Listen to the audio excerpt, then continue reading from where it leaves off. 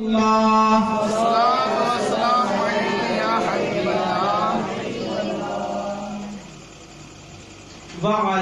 آلك وأصحابك یا نور اللہ. ایک بزرگ رحمۃ اللہ تعالی علیہ، آپ کا نام ہے سلیمان جزولی، بہت پائے بزرگ، بہت بڑا مقام. آپ سفر کرتے، راستے میں آپ کو نماز پڑھنے کی حاجت آئی. ہماری طرح تو نہیں تھی نا بے نمازی کہ صبح کو نکلے تو شام تک بس ایک ہی دھن ہے، ہائے دھن یہی دھن. تو پتہ چلا ظہر بھی گئی، عصر بھی گئی، مغرب بھی گئی، شام کو آئے، کھانا کھایا اور بس سیدھے ہو گئے. صبح اٹھے، ناشتہ کیا، پھر نکل گئے. نہ ظہر کی فکر، نہ عصر کی، نہ مغرب، نہ عشاء. تو بزرگ یہ نمازوں کے بہت پابند، 5 وقت کی نماز نہیں بلکہ تہجد کی قضا نہیں ہوتی. جن کو ہم مانتے ہیں، غریب نواز کی محبت کا دعویٰ کرتے، صابر پاک پر جان نچھاور کرنے کی بات کرتے، کبھی آپ نے ان کی عبادت اور ریاست پر غور کیا؟ صرف فاتحہ دلانا، صرف چادر چاہنا، صرف پھول چاہا لینے تک محبت کی حد ہے. حقیقی محبت یہ ہے کہ ان کے ساتھ ساتھ یہ بھی کرے، ان کے ساتھ ساتھ ان کے نقش قدم پر چلے کہ ان کی سیرت کیسی گزری، ان کی عبادت کیسی تھی، ان کی ریاست کیسی تھی. تو بزرگ رحمۃ اللہ تعالی علیہ کو نماز کی حاجت ہوئی. ایک کنویں کے قریب تشریف لے گئے. کنویں کا پانی نیچے تھا، بھرا ہوا ہے. اب آپ وہاں پر کیونکہ سفر کی حالت تھی، نہ ساتھ میں ڈول نہ رسی، آپ ڈول اور رسی تلاش کرنے لگے کہ کہیں آس پاس ہو تاکہ پانی نکالا جائے. بہت سارے کنویں کے پاس یہ انتظامات ہوتے تھے. آپ نے بھی پرانے کنویں دیے تھے ہوں گے جہاں سے پانی طرح لوگ نکالا کرتے تھے. تو آپ تلاش کر رہے تھے. ایک چھوٹی سی بچی یہ منظر دیکھ رہی تھی. وہ قریب آئی اور کہا آپ کیا تلاش کر رہے ہیں؟ آپ رحمۃ اللہ تعالی علیہ نے فرمایا کہ میں ڈول اور رسی کو تلاش کر رہا ہوں تاکہ پانی کو نکال کر وضو کر کے نماز ادا کر سکوں. اس بچی نے کہا آپ کا نام؟ تو کہا مجھے سلیمان جزولی کہتے ہیں. آپ کا بڑا شہرا تھا، بہت بڑے عالم تھے، بہت بڑے عوام میں بزرگ مشہور تھے. جیسے مثال کے طور پر صابر پاکوں کو نہیں جانتا، یا سرکار اعلیٰ حضرت کو کون نہیں جانتا، اس طرح مشہور شخصیت. تو اس بچی نے کہا اچھا آپ ہی ہیں کہ جس کا ڈنکا چاروں طرف تھا، سارے لوگ گن گاتے، لیکن حال یہ ہے کنویں سے بغیر ڈول اور رسی کے پانی نہیں نکال سکتے. اس بچی نے، بڑی متبرک بچی تھی، اللہ پاک اس کی طرح ہمیں بھی بننے کی توفیق عطا فرمائے. اس نے اپنا لعاب دہن، جس کو ہم تھوک کہتے ہیں، یہ نیک لوگوں کا لعاب دہن یہ کہلا تبرک ہے. تو اس بچی نے اپنا لعاب دہن یہ کنویں میں ڈال دیا.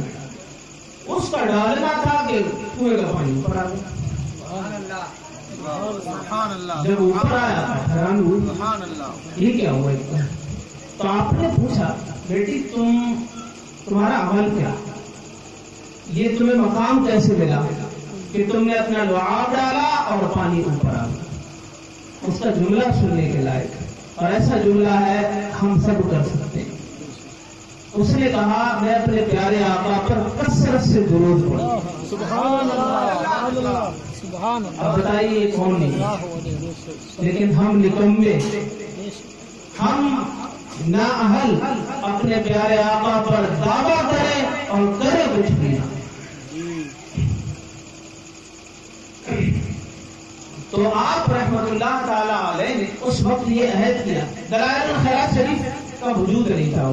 دلائل الخیرات یہ درود پاک کی بڑی مشہور کتاب ہے، اور یہ علماء میں، طلباء میں اور بہت سارے عوام میں بھی جانتے ہیں لیکن ہماری کم نصیبی ہم اس کو بھی نہیں جانتے کہ درود پاک کی کوئی ایسی کتاب بھی ہے جس میں سارے درود پاک اور بابرکت کتاب ہے.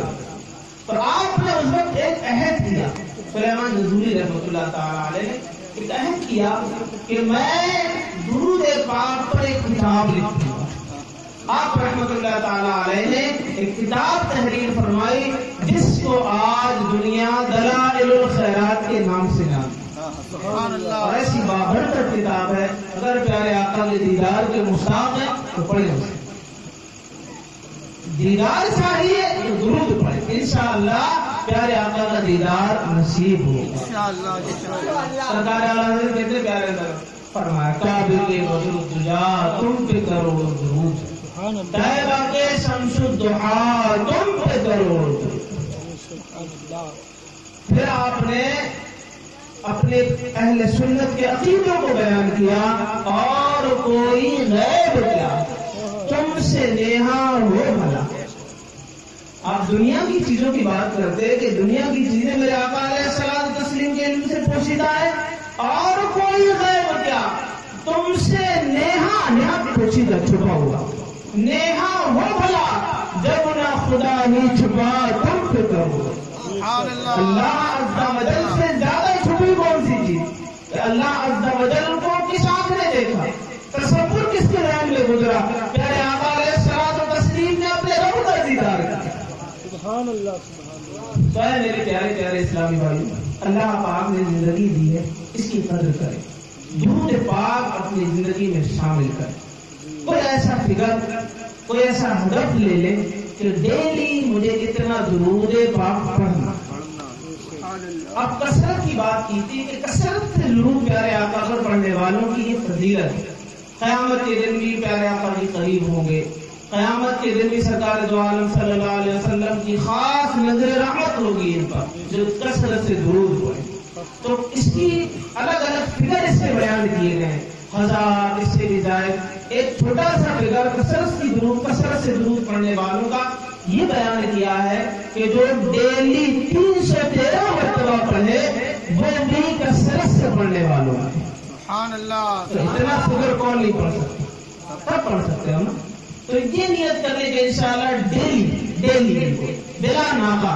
اور درود پاک بھی کتنا کوانٹٹی پوری کرنا ہے نا آپ کو، تو صلی اللہ علی محمد یہ بھی ایک درود پاک، اور بھی درود پاک ہے لیکن ایک یہ بھی درود پاک ہے صلی اللہ علی محمد. تو نیت بنتی ہے، اگر بنتی تو ہاتھ اٹھا کر اظہار کریں انشاءاللہ ڈیلی پڑھیں. محبت ہے نا، محبت ہے تو پیارے آقا علیہ الصلوۃ والتسلیم پر درود. میں اور محبت کی ایک بات آپ کو سناتا ہوں درود پاک کے حوالے سے، اب ذہن میں آ رہی ہے اور محبت کا تقاضا ہے ذکر کر دیتا. حالانکہ موضوع ابھی کچھ اور ہے. آقا کائنات کی بارگاہ میں ایک صحابی حاضر ہوئے، عرض کیا رسول اللہ، اپنا انہوں نے ایک جدول بیان کیا، ٹائمنگ کہ فلاں ٹائم میں میں نے یہ کام محسوس کیا، اتنا وقت آپ پر درود پاک پڑھنے کے لیے خاص کر دیا. تو سرکار دو عالم صلی اللہ علیہ وسلم نے فرمایا اگر اس میں بڑھاؤ تو تمہارے لیے اس میں بہتری. تو انہوں نے کہا یا رسول اللہ میں آدھا وقت آپ پر درود پڑھوں، آدھے وقت میں اور کم اور آدھے وقت میں آپ پر درود. سرکار دو عالم صلی اللہ علیہ وسلم نے فرمایا اور بڑھاؤ تو تمہارے لیے بہتری.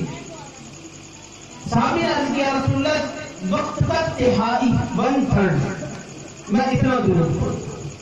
پھر سرکار دو عالم صلی اللہ علیہ وسلم نے فرمایا اس میں اضافہ کرو تمہارے لیے رہتے. آخر میں صحابی عرض کرتے یا رسول اللہ کل کا کل وقت میں آپ پر درود پڑھوں. ایسی محبت ہو، ایسا لگاؤ، انشاءاللہ درود پڑھیں گے کبھی بھی کسی کے چنگل میں نہیں آئے گا. ایمان بھی محفوظ رہے گا، عمل بھی محفوظ رہے گا، اور اللہ نے چاہا ایمان کی سلامتی کے ساتھ اس دنیا سے جائے گا انشاءاللہ. صلو علی الحبیب صلی اللہ علیہ محمد. ماشاءاللہ بڑی نورانی محفل ہے اور اللہ تبارک و تعالی کا بڑا کرم، اور اس نے یہ ہمیں توفیق دی کہ ہم اس میں آئے. اور اس محفل کا بنیادی مقصد یہ کہ حفظ قرآن کے سلسلے میں یہ محفل منعقد کی گئی۔ حفظ قرآن کی اگر بات کریں تو اس کی بہت بڑی فضیلت ہے۔ ایک حدیث پاک میں آپ کو سناؤں گا اور انشاءاللہ اس سے آپ کی طبیعت باغ باغ ہو جائے۔ ترمذی شریف کی حدیث ہے حافظ قرآن کے بارے میں بالخصوص، اور اللہ کرے ہماری بھی یہ ذہن، ہماری بھی یہ طبیعت بن جائے کہ ہم بھی اپنے بچوں کو حافظ قرآن بنانے والے بن جائیں۔ قیامت کے دن اس حافظ قرآن سے کہا جائے گا، ایسا جنت کے بہت سارے درجات ہیں۔ ایک دن بلڈنگ نہیں، 1 2 3 4 تو بلڈنگیں تو عام طور پر سیم ہوتی ہیں، لیکن جنت کے درجہ پہلے سے دوسرا اور بہتر، تیسرا اس سے اور اعلیٰ، اس میں اور فیسلٹی، تو اس طرح سے بہت سارے درجات ہیں جنت کے۔ قیامت کے دن حافظ قرآن سے کہا جائے گا۔ حدیث پاک کے الفاظ کا خلاصہ میں آپ کو عرض کر رہا ہوں۔ قیامت کے دن حافظ قرآن، جس کو صاحب قرآن حدیث پاک کے الفاظ میں بیان کیا، کہا جائے گا کہ تو قرآن کو پڑھتا جا اور جنت کے درجات طے کرتا ہے۔ قرآن پڑھتا جا اور تو جنت کے درجات طے کرتا ہے۔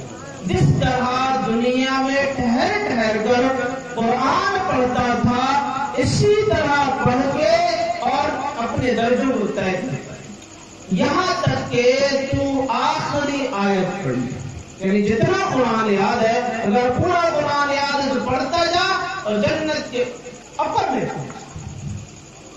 ملا علی قاری رحمۃ اللہ تعالی علیہ فرماتے ہیں اس کے تحت کہ صاحب قرآن سے حافظ قرآن، یہ حافظ قرآن سے بات کہی جائے۔ اب غور کریں، حافظ قرآن کا کتنا بڑا مقام، اور کیوں نہ ہو قرآن مقدس جو خود ایک معجزہ ہے، قرآن پاک جس کے اندر سارے علوم، اگلوں کی باتیں، پچھلوں کی باتیں، قیامت کا علم اور آقا کائنات علیہ الصلوۃ والتسلیم کی تعریف و توصیف، قرآن بذات خود ایک معجزہ ہے، اور ایک حافظ نے، ایک بچے نے یا بڑے نے اپنے سینے میں اس کو محفوظ کیا۔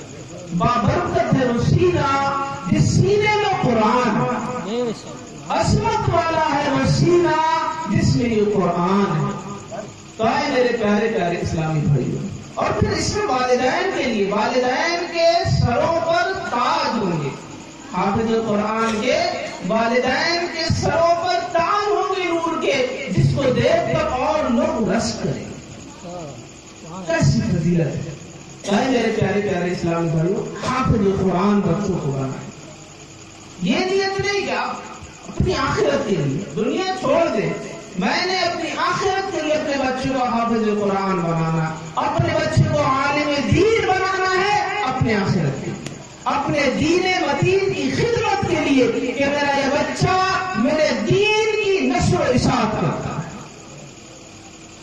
تو یہ قرآن پاک کی فضیلت ہے۔ اور اگر علم دین کی مجموعی طور پر فضیلت کو دیکھیں، علم دین میں قرآن پاک بھی آیا اور دیگر چیزیں بھی۔ قرآن پاک کی ایک فضیلت میرے آقا نے یوں بیان کی، خیرکم من تعلم القرآن وعلم، تم میں بہتر وہ ہے جو قرآن سیکھے اور سکھائے۔ ایک صحابی مسجد میں قرآن پاک سکھاتے، قرآن پاک سکھاتے، کسی نے پوچھا آپ قرآن پاک سکھاتے ہیں؟ تو کہا ہاں، مجھے اس حدیث نے یہاں بٹھا رکھا اور یہ حدیث پاک پڑھی، خیرکم من تعلم القرآن وعلم، تم میں بہتر وہ ہے جو قرآن سیکھے اور قرآن سکھائے۔ تو آئے میرے پیارے پیارے اسلامی بھائیوں، التجا آپ سب سے یہ علم دین سے، حافظ قرآن نہ بن سکے کوئی بات، بیسک علم، بنیادی باتیں یہ سیکھنا ہر ایک پر فرض ہے، ہر ایک پر ہے۔ ہماری عادتیں الامان والحفیظ، ہماری ایسی عادتیں کہ لگتا ہی نہیں کہ مسلمان ہے، نہ کھانے کا انداز، نہ پینے کا انداز، شادی بیاہ کے اگر نظارے دیکھیں تو کچھ اور ہی دیکھنے کو ملتا، اسی طرح سے اور بہت سارے معاملات ہوں، تو اس کی عادتیں ہماری پوری نسل کو بتاتی کہ ہماری نسل میں بھی کوئی علم والا آیا یا نہیں آیا، ہماری نسل میں بھی کوئی ایسا جس نے ہماری تربیت کی یا نہیں، ہماری عادت اس بات کو بیان کرے، تو ہم ایسے بن جائیں، اللہ کرے کہ ہمارے بچے بھی پھر شریعت و سنت کے پابند ہیں۔ میں ایک حکایت سناؤں گا اس میں، جس سے آپ کو پتہ چلے گا کہ ہماری تربیت، ہمارے بچوں کی تربیت کتنی ضروری ہے۔ ایک بادشاہ کے پاس ایک شخص آیا، اور دھیان سے سنیے، اور اس سے آپ کو آخر میں پتہ چلے گا کہ اچھی عادتیں اور یہ اپنی بیک گراؤنڈ اچھی ہو، اس کا ہونا کتنا ضروری، اور یہ پوری چین سب ہمیں کلیئر کر دیتی۔ تو بادشاہ کے پاس آیا، اس نے نوکری کے لیے کہا کہ مجھے نوکری پر رکھنا۔ اچھا تھا یہ بڑا ذہین اور بہت عقل مند یہ سب۔ بادشاہ اپنے پاس وزیروں کو، عقل مندوں کو رکھتے تھے مشورے کے لیے، تو اس نے کہا فی الحال تو جگہ کوئی اور نہیں، استبل کی جگہ خالی ہے اور وہاں پر اس کو بھیج دیا۔ استبل گھوڑے جہاں باندھے جائے، تو اس کو اس کا ذمہ دار بنا دیا گیا۔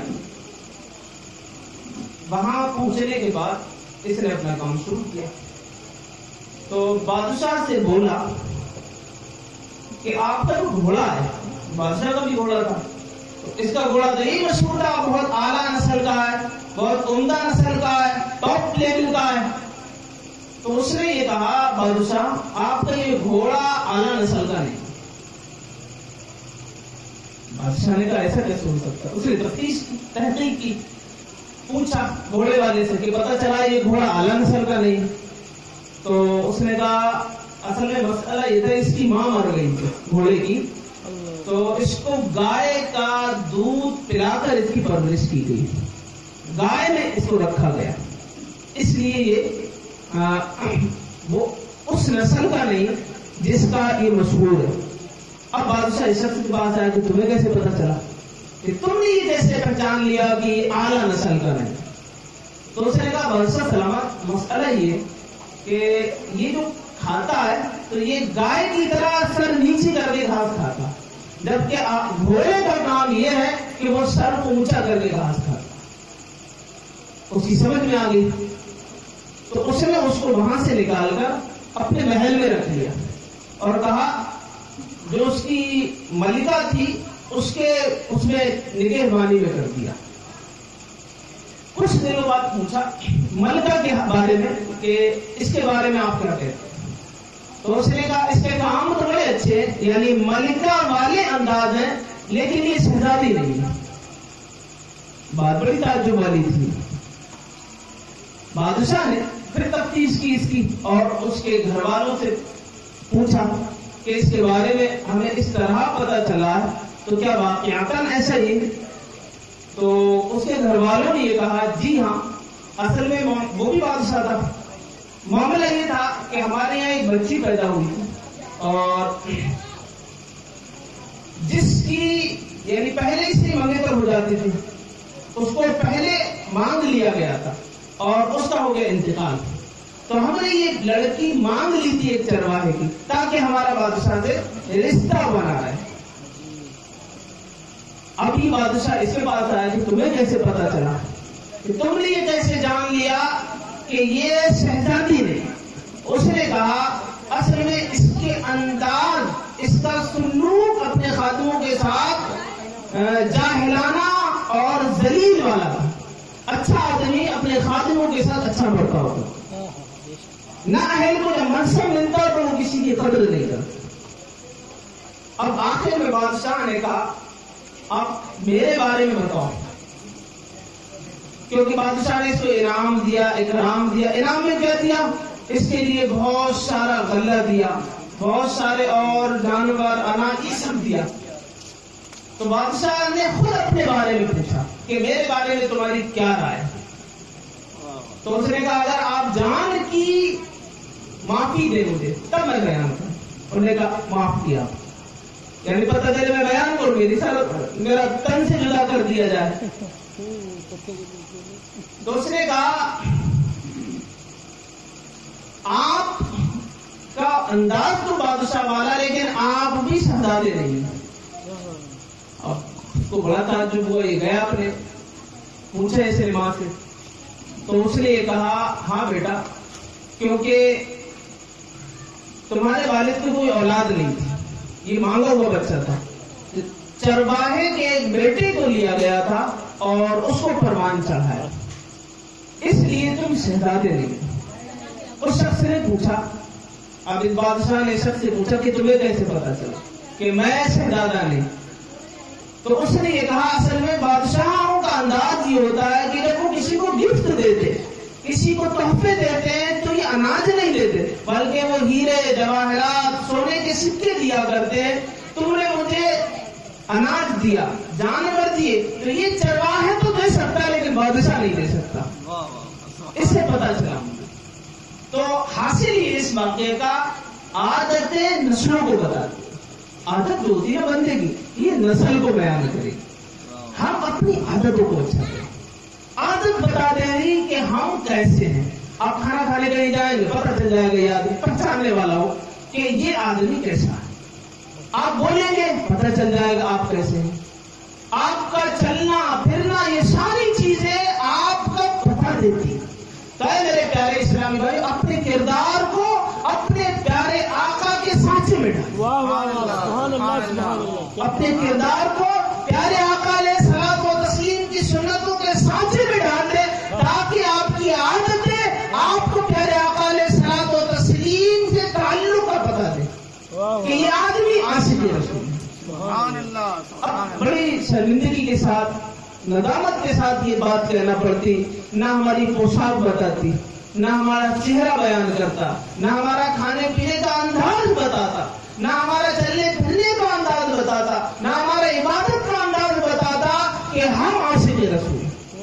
ایک بھی ایسی عادت نہیں ہے جس کی بنیاد پر ہمیں کہا جا سکے کہ ہم عاشق رسول.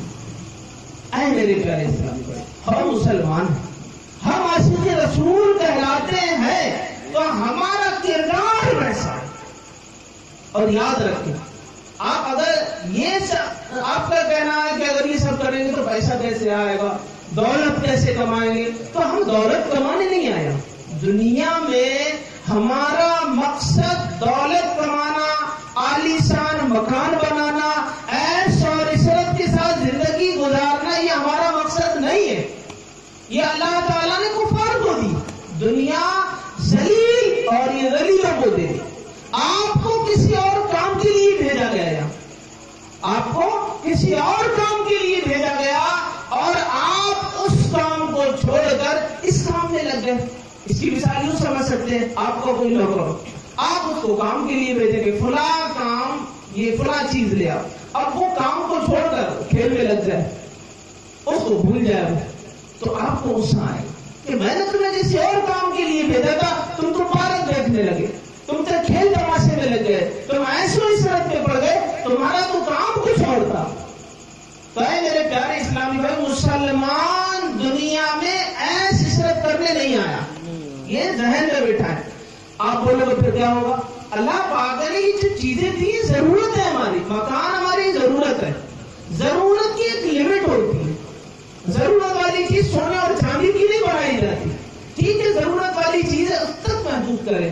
آپ اگر پیسے کی چاہت رکھتے تو یاد رکھیں میرے پیارے اسلامی بھائیوں, یہ کھوپڑی کبھی نہیں بڑھ سکتی.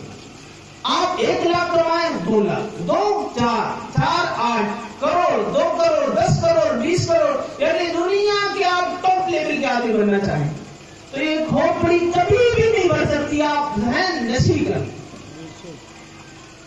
اس کھوپڑی کو. میرا آقا نے فرمایا, انسان کی کھوپڑی کو قبر کی مٹی بھرے. اپنا ہم اپنے مقصد کو دیکھیں. اللہ پاک نے ضرورت کے تحت ہمیں کہا روزی کمائیں, ضرورت کے تحت کام یہ کام کریں, باقی ہمارا مقصد ہے ہمیں اپنے رب کو راضی کرنا. ہمارا مقصد ہے آقا کائنات کی سنتوں کی نشر و اشاعت کرنا, سرکار دو عالم صلی اللہ علیہ وسلم کی سنتوں کو زندہ کرنا. آپ دور دیکھیں, یہ وہ دور ہے ایک عاشق کہلانے والا اپنے آقا کی سنتوں کو رون رہا ہے, دعویٰ ہے کہ مجھے عشق ہے. تو اپنی ذات سے, اپنے آپ سے اپنے آقا کی سنت کو زندہ کریں. حدیث پاک میں آیا جو میری کسی مردہ سنت کو زندہ کرے، ایسی سنت جس پر لوگوں نے عمل کرنا چھوڑ دیا. اب ایک مثال نہیں، بہت ساری مثالیں ہیں، بہت ساری مثالیں ہیں کہ جن سنتوں کو ہم نے چھوڑ دیا ہے. میرے آقا فرماتے ہیں ایسی سنت جس پر لوگوں نے عمل کرنا چھوڑ دیا ہو، جو مردہ ہو چکی ہو، اس کو جو زندہ کرے اس کا ثواب تو شہیدوں کا ثواب. سبحان اللہ. میرے پیارے اسلامی بھائی، ذہن سے کام لے. اللہ پاک نے بار بار قرآن میں فرمایا افلا تتفکرون افلا تعقلون، کیا تمہیں عقل نہیں، کیا تم غور نہیں کرتے؟ یہ ساری چیزیں ہم نے بنائی، جہنم کا تذکرہ کیا، جنت کا تذکرہ کیا، جہنم کے عذابات کا تذکرہ کیا، جنت کے عیش اور آرام کا تذکرہ کیا. جنت والے بیان کر دیے گئے، جہنم والے بیان کر دیے گئے، اب کون سی چیز باقی ہے؟ تو ہے میرے پیارے اسلام بھائی، نیک بنے، اچھے کامیاب انسان بنے. کامیاب صرف دولت سے نہیں بنا جاتا. میرے رب نے فرمایا ان اکرمکم عند اللہ اتقاکم. سبحان اللہ. قرآن پاک میں رب نے فرمایا تم میں رب کے نزدیک کرامت والا وہ ہے جو زیادہ متقی. اب تقویٰ کہاں تقویٰ؟ آنکھیں یہ پھاڑ پھاڑ کے گناہ کرتی ہیں. بد نگاہی الامان والحفیظ، صبح سے لے کر شام تک ایسا لگتا ہے کہ بد نگاہی، زبان ہی الگ گناہ کرے، کان ہی میوزک کے ذریعے الگ گناہ سنے، چلنا پھرنا ہمارا ایسا لگتا ہے گناہ ہی گناہ ہے. تو ہے میرے پیارے اسلام بھائی، اپنی زندگی کو بہتر بنائیں، ایک مقصد پر آئیں، اور مقصد یہی ہے مسلمان کا جو قرآن نے بیان کر دیا وما خلقت الجن والانس الا لیعبدون. اللہ پاک نے فرمایا میں نے جنات اور انسانوں کو اپنی عبادت کے لیے پیدا کیا. تو اللہ میرے پیارے اسلام بھائی، نیت کریں کہ انشاءاللہ 5 وقت کی نماز بنیادی فرض ہے. یہ فرض ہے، یہ نفل نہیں. یہ میرے رب نے فرض فرمایا، اور اس کا تذکرہ دیکھیں کتنا پریشر اس پر کتنا فورس کیا، کتنی تاکید کی، کتنا پریشر ہے اس میں. میرے رب نے نماز کو بار بار ذکر فرمایا، قرآن میں بار بار ذکر فرمایا. تقریباً زکات کے ساتھ اقیم الصلاۃ و آتوا الزکاۃ کا لفظ 32 مرتبہ آیا. یہ دیکھیں بار بار قرآن پاک میں نماز، زکات، اس پر تاکید کی تھی. تو اے میرے پیارے اسلامی بھائیوں، نماز کو اپنی غذا بنا لیں. اگر دل کا چین چاہیے، یاد رکھیں، اگر دل کا سکون چاہیے، دل کی راحت چاہیے، دل کو سکون چاہیے، تو اپنے رب کے ذکر کو لازم کرو. میرے رب نے فرمایا الا بذکر اللہ تطمئن القلوب، دل کا چین اللہ کے ذکر میں. تو میرے پیارے اسلام بھائی، نماز دل سے پڑھے، خود خشوع سے پڑھے.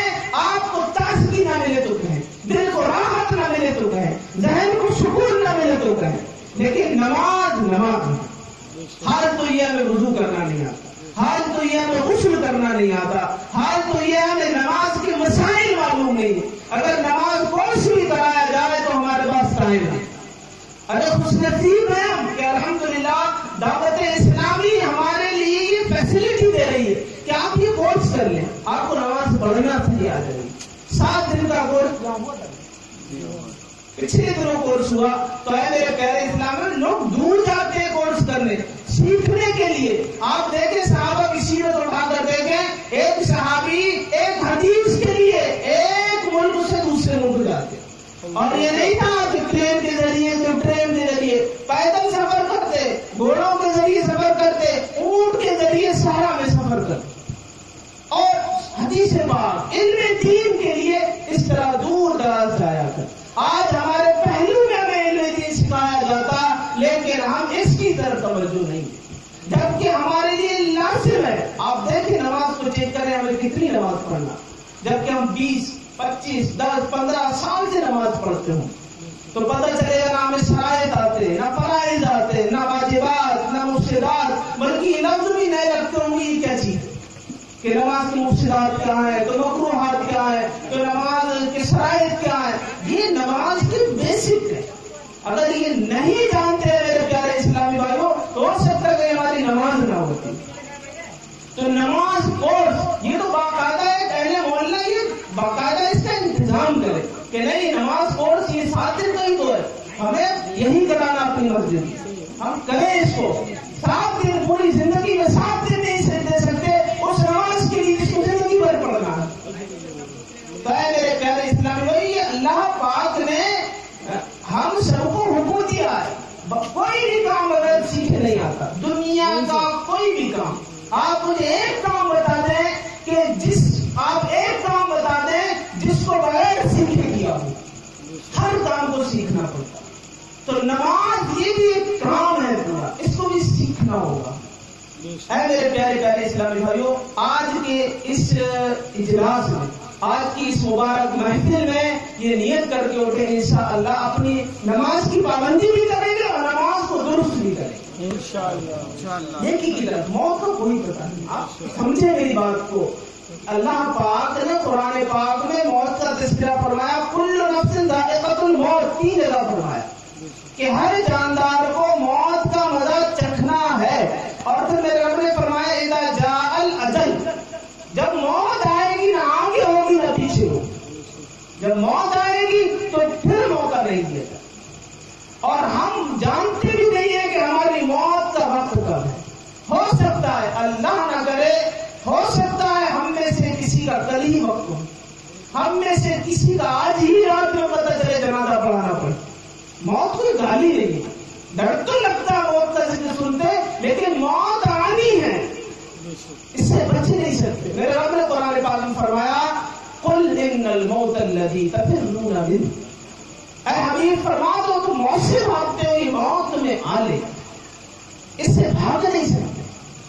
موت آنا ہے، قیامت میں اپنا حساب و کتاب دینا ہے، ایک ایک نعمت کے بارے میں حساب و کتاب، ایک ایک نعمت، پورے جسم میں نہ جانے کتنی نعمتیں ہیں، آنکھ الگ نعمت، زبان الگ نعمت، کان الگ نعمت، پورا وجود نعمت، پھر دنیا کی نعمتیں، کتنا کمایا کتنا کھایا، یہ سب نعمتیں، ہر نعمت کے بارے میں پوچھا۔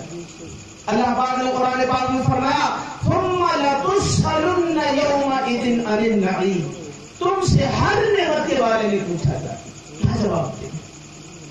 اللہ پاک نے عقل دی، لیکن افسوس یہ ہماری یہ عقل صرف پیسے میں کام کرتی، دولت میں کام کرتی، دین کی باتیں ایسا لگتا سمجھ نہیں پڑتی، دین کے معاملے میں اس کو کچھ سنجیدگی کے ساتھ نہیں لیا جاتا، میں نے کہہ دیا آپ نے سن لیا بس ہو گیا۔ سمجھے میرے پیارے اسلام والی بات کو، اگر اپنی آخرت سدھارنا چاہتے ہیں تو ہمیں اپنی اصلاح کرنا ہے، آپ کی دنیا بھی اچھی ہو جائے گی اور آخرت بھی اچھی ہوگی، ورنہ دنیا میں بھی ذلیل، دنیا میں بھی غلام، دنیا میں بھی قیدی اور آخرت میں جہنم۔ ایک عاصف دنیا کے اندر بھی بہادر بن کے رہتا، اس کی موت شہید کی موت ہوتی، مسلمان کی موت بزدل کی موت نہیں ہوتی۔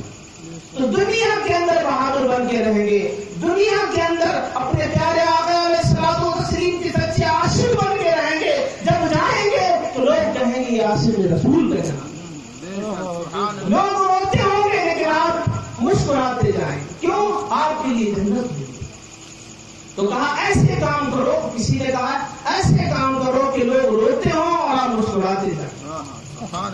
تو میرے پیارے اسلامی بھائی، اس مختصر سی گفتگو میں حاصل یہ ہے اپنے آپ کو، اپنے گھر والوں کو بچائیں، گناہ سے بچائیں۔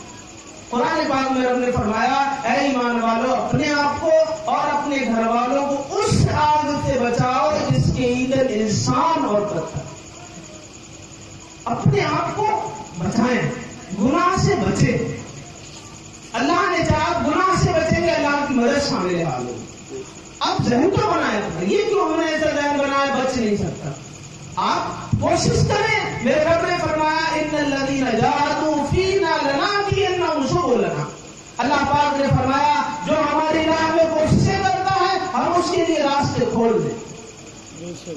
آپ آگے تو بڑھیں، اپنے رب کے دین کی مدد تو کریں، آپ اپنی ذات کو بھول جائیں، اپنے آپ کو بھول جائیں، اللہ پاک آپ کا انتظام کرتے ہیں۔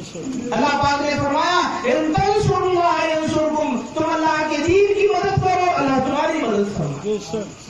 میرے رب کا وعدہ ہے، یہاں کوئی نیتا، کوئی ایم ایل اے، کوئی بڑا پد والا کہتے ہیں کہ تمہیں ٹینشن نہیں ہے، تمہارا پھول کا کپڑا ہو جائے. یہاں میرے رب فرما رہا ہے جس نے ساری کائنات کو رکھا، جس کے بغیر چاہے ایک ذرہ نہیں ہل سکتا. میرے رب نے فرمایا میں تمہاری مدد کروں گا، تو میرے دین کی مدد کر. پھر ہم کیوں ڈرتے، پھر ہم کیوں گھبراتے، پھر کیوں جھجکتے کہ داڑھی رکھیں گے تو یہ ہو جائے گا، اپنا پوشاک اپنی بدل لیں گے تو یہ ہو جائے گا. ارے میرے رب نے جو دینا ہے، میرے رب نے دینا، کسی اور نے نہیں دینا. اللہ پاک نے فرمایا وَمَن يَتَوَكَّلْ عَلَى اللَّهِ فَهُوَ حَسْبُهُ، جو اللہ پر بھروسہ کر لے اللہ اس کے لیے کافی. ایک جگہ میرے رب نے فرمایا کہ اللہ پاک اس کو، اللہ تعالیٰ نے خود فرمایا کہ میں اس کو ایسی جگہ سے روزی دوں گا جہاں اس کا گمان بھی نہیں ہے. تو اپنے آپ کو لائیں، اللہ پر بھروسہ تو کر کے دیکھیں. آپ دنیا دار پر بھروسہ کر لیتے، اپنے سیٹ پر جو آپ پر شفقتیں کرے، پیسہ دے، اس پر بھروسہ کر لیتے.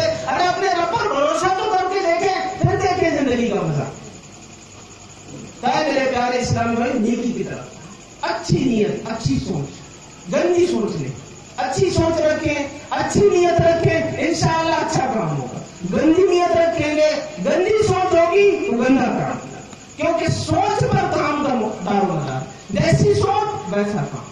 موبائل دیکھیں آپ، تو موبائل آپ کسی کا بھی دیکھیں تو جو موبائل میں ہے وہ اس کے اندر کا ہے. موبائل میں جو چیز ہوگی، مثال کے طور پر کوئی ویڈیو دیکھ رہا ہے، کوئی بھی چیز دیکھ رہا ہے، تو اس میں جو ڈاٹا ہے وہ اس کی سوچ کو بتائے گا کہ اس کی سوچ کیسی ہے. اسی طرح سے کاروبار لیں، کاروبار میں جس آدمی نے جھوٹ، مکاری، عیاری کر کے یہ کیا تو اس کی سوچ ایسی ہے. اب سوچ میں یہ کہہ گئی میں تو بہت اچھا ہوں، کیسے ہو سکتا؟